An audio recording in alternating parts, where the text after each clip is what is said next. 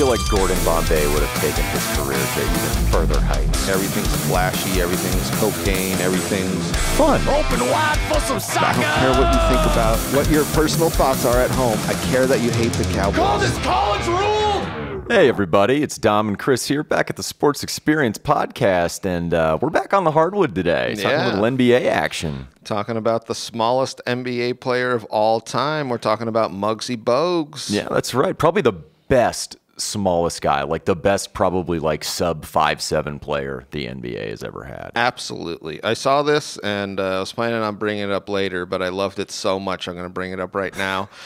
Somebody said he was the best pound-for-pound basketball player ever. Well, he only weighed 136 pounds. Obviously, he's not the best basketball player ever, but like if you were comparing this weird thing with boxing, he would be the best pound-for-pound player because he's 5'3", 130 pounds. Well, I don't know if you had read in high school, outside of basketball, he played sports where height really didn't matter and excelled, like in wrestling and in baseball. Yep. So it makes total sense, but his NBA career is a little bit of a shock when you see how well he ended up doing. Absolutely a shock. But all right, let's just get right into it. Yeah. Tyrone Curtis Muggsy Bogues, born January 9th, 1965 in Baltimore, Maryland.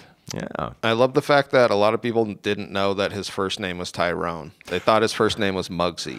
I am in that group of people Me until too. I got his That's why I said basketball that. card. But that's exactly when you see his basketball card because you're like, oh, because on TV they just always put him up as Muggsy Bogues. So yeah, I mean, and when you have a good nickname, people don't know what your real name is. no, that's how you know it's a great one. He was born in lived in the Lafayette Court housing projects. His mom was 4'11" and his dad was only 5'5", which one of the rougher parts of Baltimore, which is one of the rougher cities in America. So grew up pretty hard. Yeah, his childhood was basically like episodes of The Wire, essentially. Except for in the 70s. So yeah, when he was 5 years old, he got shot by a buckshot when a bunch of neighborhood kids broke this old man's window and he ran outside and started shooting at him. Which is always a sane thing to do. Just start blasting everywhere when you see children. I mean, When you see children, you're just like, nah, I got to shoot low. that's a low point for the Second Amendment. Said it was very lucky. It almost hit him in the face, but hit him in like the shoulder. So, and that was when he was 5 years old. Yeah. Just to put it into perspective, just to say how rough his upbringing was, he saw a man get beat to death when he was like 8 or something by like a baseball that. bat. By a baseball bat. So he had Baltimore in that time when drugs started to explode was extremely hard. And he was playing basketball at this time. And because he was already short, so like you can see when people... Like, he was short his entire life. Yeah, there wasn't ever a point where he was, like, a normal size. And you got the bad genetics, too. The 4'11" mom and the 5'5" dad. Yep. Like, I mean, not that it's bad, but, I mean, if you're going to be a basketball player, you kind of want your parents to maybe be a little bit taller. Well, so he would go to the local courts, and they would tell him that he was too small to even play with them, and he was too small and they would like crack all these jokes on him and all this stuff. And he said he ended up setting up the old school milk crates in the back alley with his friends. And that's literally when he started to play and really learned how to play, was in this back alley with his friends because they literally wouldn't let him play even back then. He's basically Dr. James Naismithing this shit. Yes. And that's amazing. No, that is so cool. And that's what he said, is that's how much he loved basketball. And then we get into some more horrible stuff. Yeah. So at the age of 12, his dad gets busted for armed robbery. And I remember, there's this thing where he was talking about it, where he was just like, I really didn't understand it at the time because my dad had a job. But now, and then he was just like, now I get it. His job didn't like pay him enough money to sustain them. Table, yeah. So like he gets busted for armed robbery. He was also like kind of a drug addict at the time. So it was all this stuff. His brother Chucky was a drug addict as well. Like, I mean, if you think about it, and in some of these episodes we've gone over it, like Dominique Wilkins, another good example, sports saves these people's lives. Yeah. I mean, like, it just that outlet to get them out from the socioeconomic disadvantage that they're placed in, that they didn't choose to be in, to where they're just like, this is my ticket out of here and I have to excel and this is a good distraction for me. Well, this is what was kind of interesting is his dad goes to jail and then they don't really have anywhere to go after school. So they go to the Lafayette, I forget, the rec center. Yeah. And the guy who was running the rec center there saw that he was interested in basketball and started running drills with him every day. Yeah. And that was his first like real organized basketball, because I said like he started in the back alleys, if you will. So this is like his first introduction of being like really the side of it that really shapes these skills that he just dominates with. Well, he worked harder than everybody else because he had to. I mean, he's not 6'7". He does not, he has quick hands and quick feet, but he's not gifted like body size wise like you would assume an NBA player is. All other basketball players, Yeah. not even NBA. Yeah, exactly. All Just college, other high school. basketball. Yeah.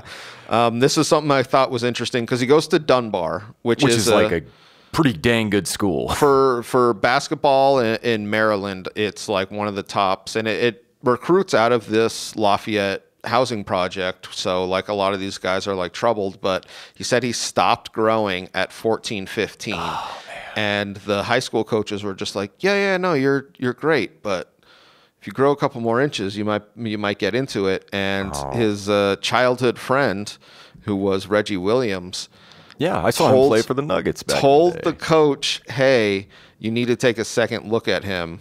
And they did, and they realized what a great point guard he was. Oh, yeah. He was a great ball distributor. He was a really good point guard, Muggsy Bogues. And they had a loaded team. I mean, Reggie Williams, David Wingate, both of those guys went to Georgetown. Reggie Lewis as well. I mean, well, they said it's one of, if not the best high school, because it's hard to compare, but one of the best high school teams ever. And we'll see later with all these guys running into each other. Exactly. It's so awesome. I love this. But they're saying like they had guys who got drafted in the NBA who were on the bench of this team. That's how good of a team it was. And they ended up going in their junior year, they ended up going 29-0. Mm-hmm. Their senior year, they ended up going 31-0. So like 82-83, number one with USA Today. Yeah. They were without a doubt the best team, and they had just like these stars that went to the Big East, really. Yeah, that went and played major college basketball and then later played in the NBA and had productive careers. Yeah. Like, that's pretty incredible. Do you want to get into how he got his nickname? Oh, yeah. That was way back in childhood, yeah. Yeah. His nickname was Mugsy because when playing basketball with his friends, they compared him to a character, the short character in the Bowery Boys. Yeah.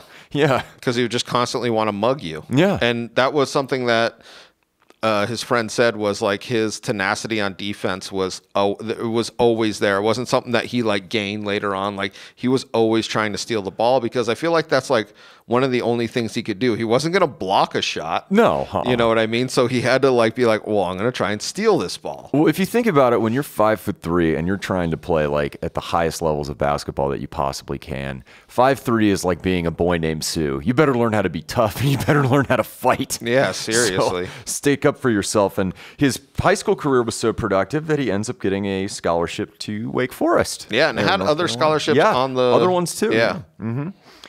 First 2 years kind of sits there for the Demon Deacons, but in 85-86, averages 11.3 points a game, 8.4 assists, and then we'll bring this up in his NBA career. He was a great passer. Well, I thought this was pretty interesting for him as a competitor. Was he said in his freshman year, even though he understood he was a freshman coming in, he wasn't going to get the minutes, he still felt like he should be the starting point guard. Yeah. And there was a point that his coach said he was debating going home and seeing if there was another school. This was before you had like the transfer portal. Exactly. All that this is stuff. like way back in the day. So this was serious consideration, because even in his freshman year when he knew it was just like, no, I'm going to be the man, he felt like, no, I should be the man right now. And I mean, to be honest, he was like their best point guard. Yeah. So. But that's not the way things worked back in those days in college. It was always, the upperclassmen, because everyone stayed 4 years, you know.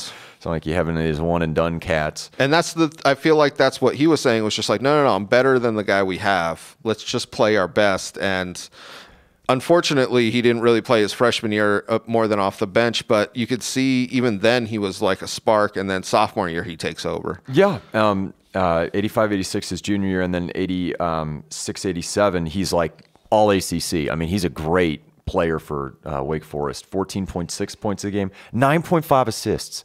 He's averaging almost 10 dimes a game. That's amazing. And well, I think it's so interesting because you would think he wouldn't draw so much attention. Yeah. But if there's an open man he finds him. Yeah, and the other thing is you talked about with his defense, he averaged over 3 steals a game as a junior and almost 2.5 as a senior. So, like, just on defense, he had those sticky, quick hands, man. Yeah. Let me say this. Kenny Smith said that playing for North Carolina, said that the great Dean Smith, the only time that they didn't trap a guard, so like that was like their big thing, that's was their bread and trapping. butter, yeah. He said the only time was Mugsy, because it was literally like, no, he's going to dribble through us. It's less efficient so let's just back off. It was such an interesting thing that Kenny brought up later on, where he was just like, like, because I'm about to get into this, was like when he got into the Goodwill games, people were like, whoa, why did he get in? But like Kenny, who played with him against him in the ACC, was just like, yes. He was just like, oh, thank God we have him, because he was one of those point guards that did everything off of the stat sheet. Yeah, and also, you know what I equate it to, like watching a lot of his pro, highlights and film or whatever. It's like that scene in Karate Kid where Mr. Miyagi's trying to catch that fly with the freaking chopsticks. That's what it's like trying to guard Muggsy Bogues. Oh, yeah. Because he's just this little fly on the court just buzzing everywhere that you can't really corner him. So the 86 Goodwill games, Lute Olson's the coach. Go check that out. I noticed that. Yeah, we did the episode on Lute. Go check out our episode on the Silver Fox. Silver Fox. I thought this was really interesting because some people, like I said, were saying, why did Muggsy get it? And they said Lute Olson wanted floor generals that could take a team that they've never played for before and pretty much say, hey, you're going this way, you're scoring, you know what I mean? Like he needed that guy on the court, and that's exactly what Muggsy Bogues has been forever, which is why he was so frustrated his freshman year. Well, I mean, Lute Olson, it's not like he coached what they call point guard U for 3 decades. He has no idea how to scout talent at that position. That's something else that people were saying. It was just like, okay, so Lute knows what he's talking about with a point guard, and he steps in, and he is like, if you look at his stats on the FIBA team, the FIBA team, because they go to Madrid. That's what I was trying to see. He had a nickname that even was the Black Spark, because he was so quick. And I'm not going to try and say it in Spanish. You know why? It's a word. They beat USSR for the finals, but he was the leader in assists and steals, which is the hallmark of this player. Which, if you're thinking about a point guard, like that's what you want. Yeah, no, I mean, if you're thinking about like of that era of basketball, that's the point guard you want. That's amazing. And he parlays that into a semi-pro career before the NBA. Yeah, well, they win gold. They win gold, obviously. We talk about this too in the David Robinson episode. They were the last amateurs to win gold, and then we lose, and then we're like, all right, we're not sending amateurs anymore. Excuse me, Mr. Jordan, Mr. Bird. And this is what they said, was that their class was essentially like this rookie of the year class. Well, and so when we get into that 87 NBA draft, there's not only a couple of Hall of Famers, there's a lot of good players in it too. And that's why they said they were so good, because they were playing pros. Everyone else was playing pros. Yeah. And yeah. But all right, yeah. In 87, he is taken 2nd overall in the USBL draft by the Rhode Island Gulls. Oh, I saw that. Yeah, and pretty much dominates for him. He was a fan favorite. They led the league in attendance that year, 22.2 points a game and 8.4 assists. So, did really well, and then declared for the NBA draft. Yep. So, 87, he ends up getting drafted 12th overall by the Washington Bullets. Stays in his home area, Baltimore, Washington, right next to each other. In this draft, you had David Robinson, Scottie Pippen, Kevin Johnson, and Cheryl Miller's brother. Bringing some of that Cheryl Miller energy. The classic Cheryl. Wait, Cheryl Miller's brother plays basketball? I know. Isn't that weird? Somebody else in this draft that I thought was actually pretty awesome was Reggie Williams. Yeah, Reggie Williams. And Reggie Lewis. Yeah. So this high school Dunbar team had 3 first-round picks. So I think Lewis went 22nd, and I think Williams went 4th.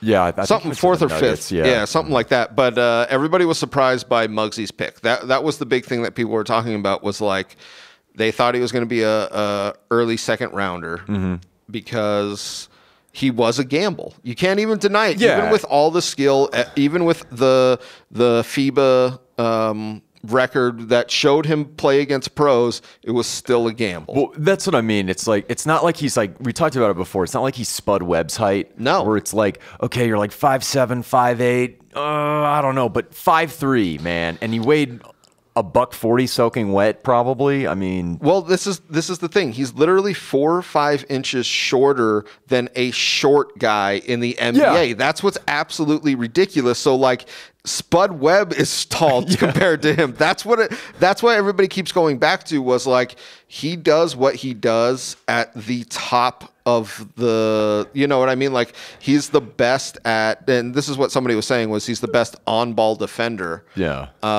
If he was 4 inches taller, everybody would be talking about him like Oh, man. greatest defender ever. Like, but that's the other thing. It's that stupid old coaching cliche, but it really applies here. It's like you can't teach heart, you can't teach desire, you can't teach toughness, and he had all of those definitely. because he wanted to pick you up at half court and steal it from you right then and there, and he had that ability. So at the time he was drafted, I had wrote this down. He was 16 and a half inches shorter than the average height of an NBA player. That is a foot and a third shorter. And then he meets up with Oh, yeah. the tallest NBA player, Oh, so awesome. Manute Bol. which I absolutely love, which 7'7" Sudanese gem. we're still getting out of this era of kind of like the sideshow kind of thing. And after he got traded, we'll talk about that after he leaves Yeah. the Bullets. He was talking about he felt like they kind of got into this like sideshow thing of like they wanted Manute Bol and Mugsy on the court at the same time, even when it didn't make sense. That's something that Jackie Moon does in semi-pro. That's not for reality. But, Well, there was a pretty good story. Most teams had private planes. Washington Bullets did not have a private plane. They flew commercial. And you know wonder what? if there are any pilots. There was 8 first-class seats, and those went based on seniority. Okay. So literally, he goes, "It's me and Manute in the back of the plane." So I'm literally sitting there with my feet dangling. And Manute has his knees in his chest, just like this. And people are looking at us like, "All right, is the circus in town? What is going on with these two guys?" Oh, man. But his season in Washington was going all right until Kevin Lowry was fired. And then who comes in? A person we did an episode on, Mr. Washington Bullet, Baltimore, whatever you want to call yourselves now, Wes Unseld. This is something I found so weird because he thought he was too small to play from a guy who was considered too small to be a play his center. position. It's really interesting.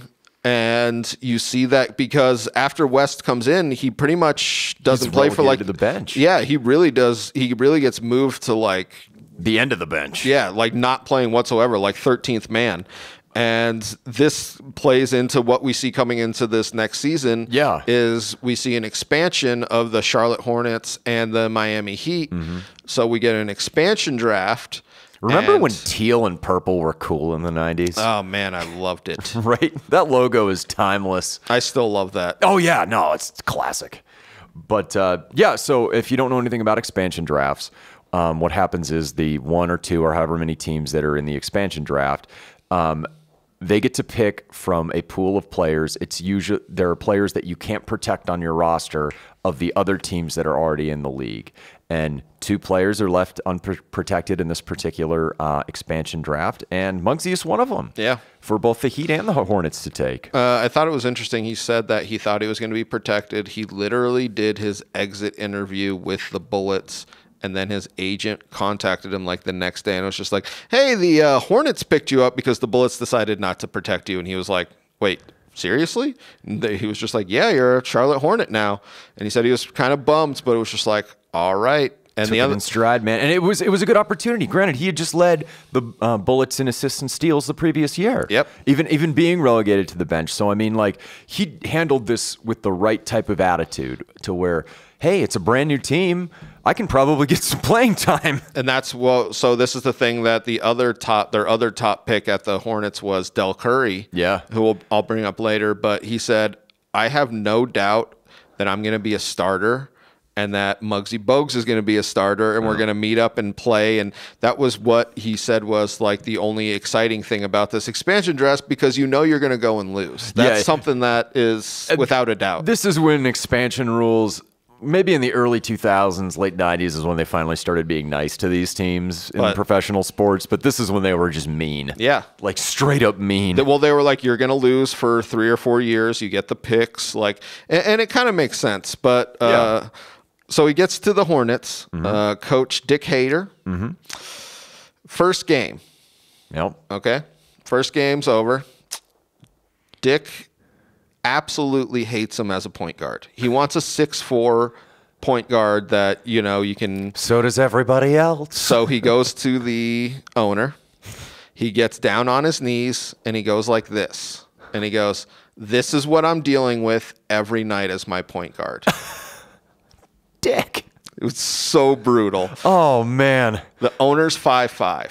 So he just was like, yeah, I don't play with that shit. So they fired Dick midway through the season. You're a heightist is what you are. And that's when Mugsy really takes over this team. But this is what we were talking about is I think in their first season they have like 19 wins. Yeah, I mean they're bad, but it also ends up helping them when you see the other pieces that they start to acquire over the following season. Well, this is what I was talking about with the expansion draft and the way that the NBA is set up is like, no, you're going to lose, but you're going to get draft picks and you're going to, you know what I mean? Like if you play this right, you actually could get a good team in 5 years, which is... And you know what the Hornets did? It's just they played in an era where Michael Jordan was taking everyone's soul. Yes. And also they didn't hold this youth team. We'll get into that. No, anyway, we'll get into that. Yeah, first season they had 19 wins. Second season they had 20 wins. Third season they had 31 wins. But through this, it's comes to the 91 drafts, and who do they get number one?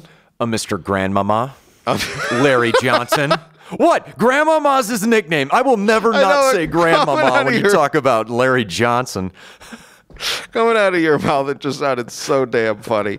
And then 91, 92. They don't get Shaq, but they get probably the second best center in the draft, and I think he's a Hall of Famer now too, Alonzo Mourning. They get Alonzo Mourning. And people were saying that this was the nucleus that could really take them to this playoff run. Well, I mean, he was in the, as far as his assist numbers, is when you see him start to kind of acquire this talent, he's at 10.7 in 89-90, he's at 8.3 in 90-91, and then in 91-92, he's got 9.1. Yeah. And he's getting like 2 steals a game for you. It's like, I don't care if you're on your knees, being a douche in the, owner's box. Like, he can play. He's got game. That was what everybody was saying was like, if you understand basketball, I don't care how tall he is. 92, 93, he has the best assist to turnover ratio in the NBA, which is what you want from your point guard, like bar none. 10 points, 8.8 assists, and 2 steals. That's all-star level play right there. Yep. Yeah. Quality. And they win 44 games. Yeah. And they make the playoffs. So I want to say this. They bring in David Wingate.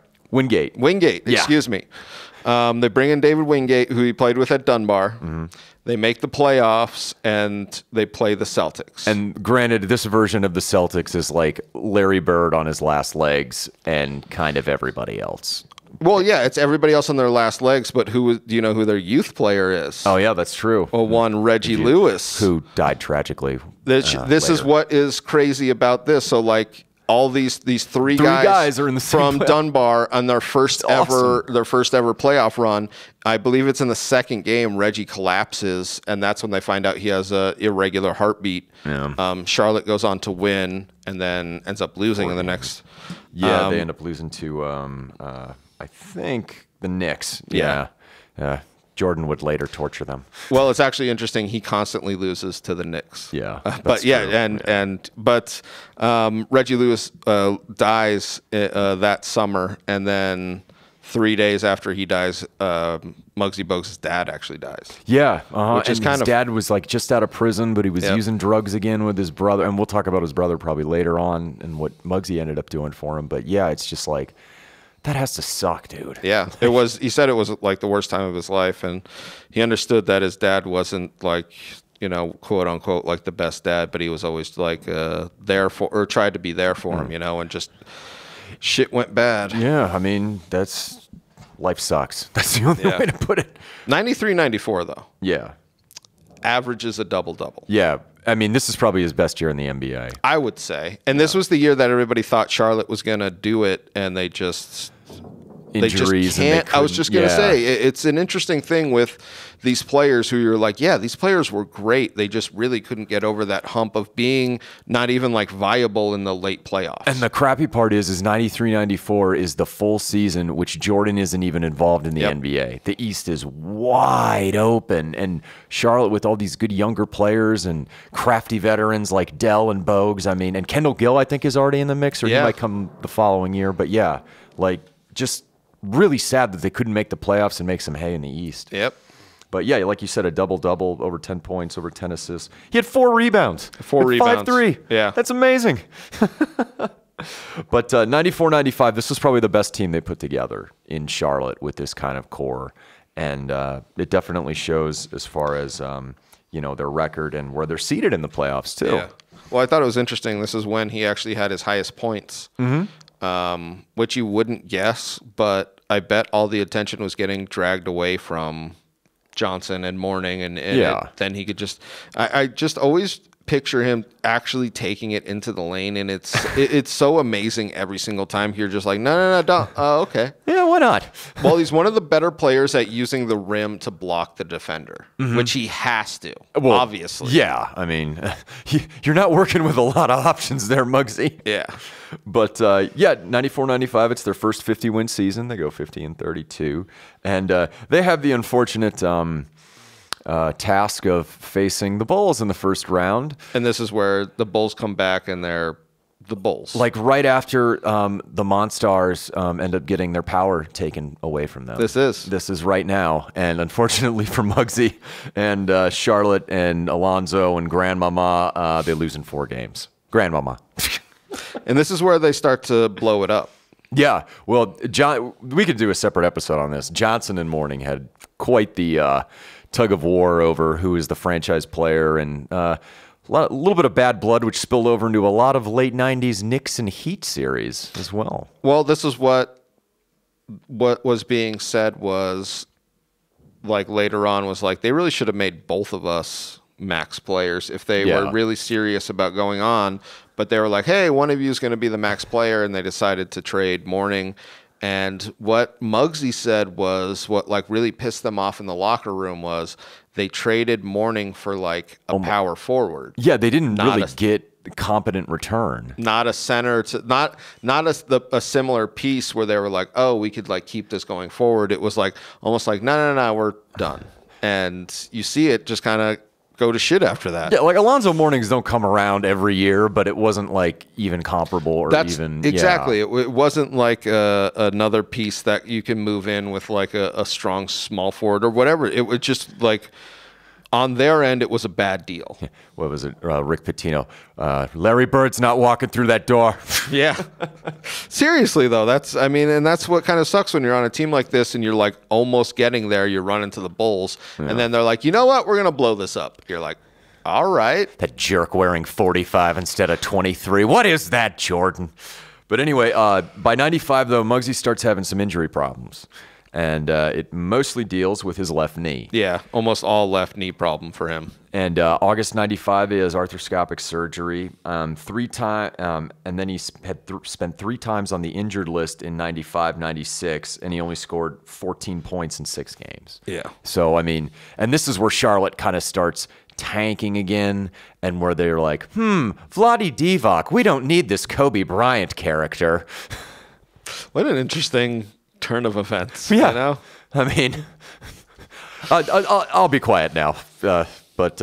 Anyway, 96, 97, he played in 65 games without Kobe, but only 8 points, 7.2 assists, which is good, and then 1.3 steals. They make the playoffs, but of course they're swept by the damn Knicks. Yeah.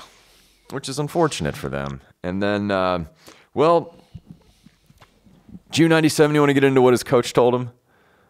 What did he say? So Dave Cowens is his coach, and he said he should probably retire at this point. So this is something that basketball teams do. That's kind of messed up, but I understand it. So he was like, you should retire with us. It's kind of what they were saying, like retire at the end of the season, and like your knee's not going to get any better. Well, I mean, outside of Del Curry, he's like Mr. Hornet. Yes. As far as like, what people know him as and what team they associate with him. So this is something that it was interesting was he said that the team came to him and was just like, hey, you should think about retiring. And then like a couple of weeks later, they were like, hey, man, will you do this MRI on that knee? And he was just like, all right. And then it came back not great. And then they were like, all right, we're going to trade your ass. And he was like, he had a Sabone zone MRI on his left knee.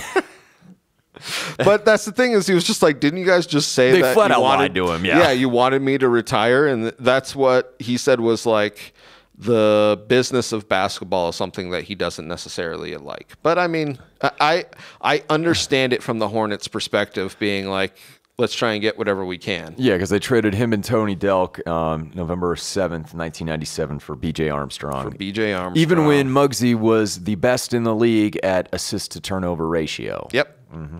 And that was something that was consistent throughout his career. Which is, I mean, we just don't hang our hat on that enough for a point guard, I feel like, because that is so important, but whatever. Yeah. Goes to the Warriors, does not have a great time. He said he'd never wanted to be a Warrior, but that's just kind of the way NBA teams go. Well, we talked about this era of Warriors with Chris Mullin, and this was a dark time in this franchise's history. Well, he led the team in assists and only played half the games in one season. So just to put it in perspective, that everybody was probably like playing for themselves. And didn't Del Curry's son play for the Warriors? No, I think you're thinking of someone else. I'm thinking of somebody else. Oh, I'm sorry. But the next season, which was the lockout year, he only played in 36 games. 5.1 points, 3.7 assists. But he was sidelined by hamstring, knee, obviously, issues, and chicken pox. So he got chicken pox later in life, which is actually kind of dangerous. Yeah. Not good. That's like some shingles ass stuff right there. But 99-2000 season, signed with Toronto because Del Curry was playing with Toronto. Meets back up with Del Curry, and he actually said that a lot of the locker room time was spent with Del Curry's kids. I don't know what they're up to nowadays, but he said that I bet they're golfers. Oh, some of the best golfers you'll ever see in your damn life. No, but this is a good young Raptors team. I mean, this is like the Vinsanity era for Toronto. With, McGrady's there. Let me say this, because for Mugsy, I kind of didn't really realize this until you go through his career. You're like, wow, he was on these teams that should have done better in the playoffs, but really ended up not. That had all this hype. You know what I mean? The Hornets team, and then now with the Raptors with Vince Carter and Tracy McGrady. So this is like Tracy's last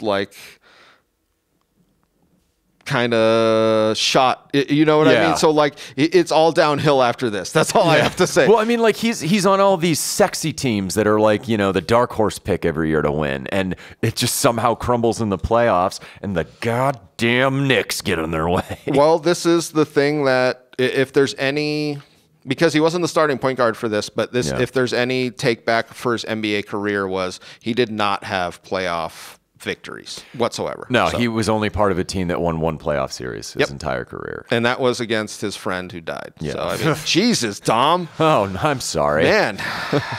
They're sweet. Keep it professional. Yeah, that was the 99-2000 season. And then 2000-2001, he only plays in 3 games. His knee is pretty much crapped out on him. And then he gets bopped around in some of the most weird stupid NBA. They're just like, we need cap space. All right, take this contract, because he's just there. He's just pretty much waiting for somebody to buy his contract out. Pretty much. He goes to like the Knicks and the Mavericks and all these types of places. And it doesn't end up playing for him because 2000-2001 was his last year. Finally ends up retiring though. Yeah. And had a very successful career for the best pound-for-pound player. 7.7 points a game, 7.6 assists, 1.5 steals for a 5'3" guy.